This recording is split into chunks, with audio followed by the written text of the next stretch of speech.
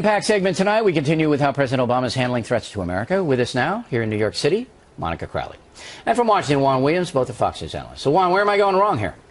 Well, the first thing is I don't see any evidence that the president is afraid of Putin or ISIS. I mean, the complaint about President Obama is that he's too calm in the face of the threats coming from these two, and that he is acting with restraint when people would prefer to hear him use some harsh rhetoric of the type that's been employed by Chancellor Merkel in Germany or Prime Minister Cameron in Britain. But the fact is, Bill, when you look at the reality of ISIS, you'd say, is there any proof that they have the capability to attack the United States at this point? No. Even the king of Saudi Arabia said recently, oh, if you give them time, they'll be in Europe in a month, they'll be in the United States in 2 months. But nobody thinks that they are a direct, or as you said, nobody thinks that they're great threat. Let me ask you, you know I'm a simple man.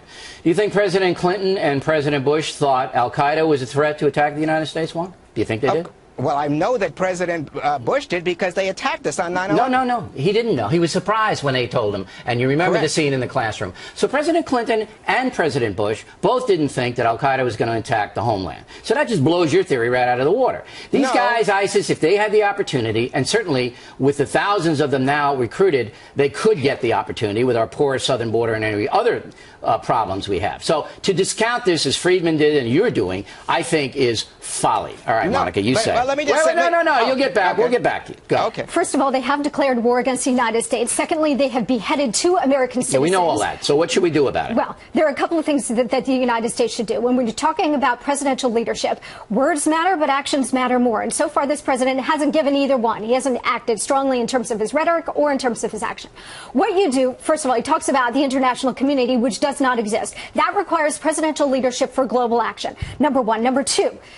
He's got to, you can do this from the air, but only in a limited way. You need some ground power. So you need a sustained bombing campaign, but you also need some forces on the ground. All right, he's got 1,300 special forces now, including some Marines in Iraq. So look, he's doing the bare minimum, Juan. That's what bothers me. And you say he's not intimidated by Putin? Are you kidding me? All right, the sanctions that they slapped on Putin in the beginning were laughable. It was a joke. Everybody knew it in the world was a joke. I put this out 4 months ago.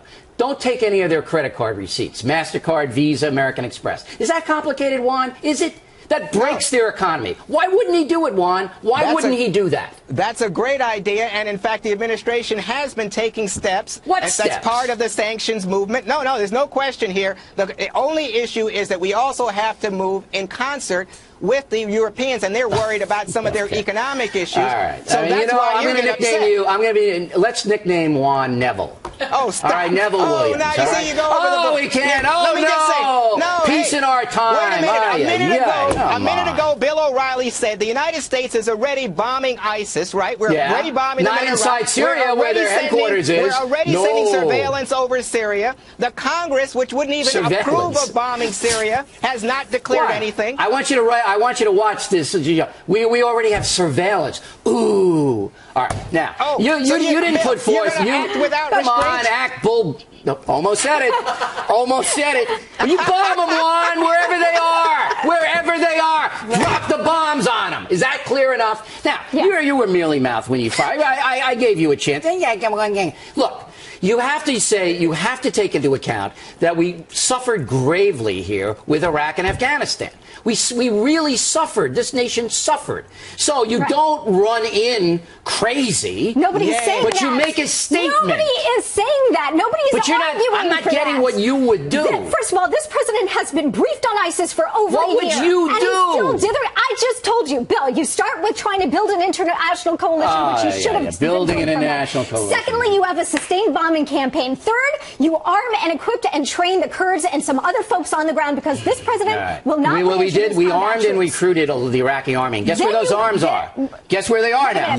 But there are certain militias and others on the ground that you can equip. And third, you go after the head of the snake in Syria. I think, first of all, command, control, and communication center in Syria. Because you can't take them out without going there. You have to bomb in Syria, and that's going to happen. And it's going to happen soon, by the way. Mark my words here. We're going to bomb those ISIS people inside Syria. But the most important thing is sending a message, and this is what I want to close with, Juan.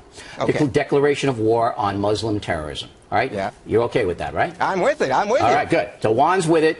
Neville Juan Williams is with it. All right? Declaration. You go too far. What? But the fact is, Bill, acting with restraint and trying to prevent a potential World War III by provoking people, the hornet's nest of the terrorists, or provoking Putin, people who behead Americans. Bill, you should be careful. You don't want to provoke them. All right. You love rhetoric. You love saying I want to be careful, Juan, but I also want to send a message. Let's have Monica have the last word. You are transferring responsibility onto the United States when it's the terrorist responsibility for their actions. It's not American policy and action that's somehow creating these enemies or provoking them. It's their fault, and we need to hold them accountable for that by annihilating them. Let's all pray that Luxembourg signs off on America taking care of these people.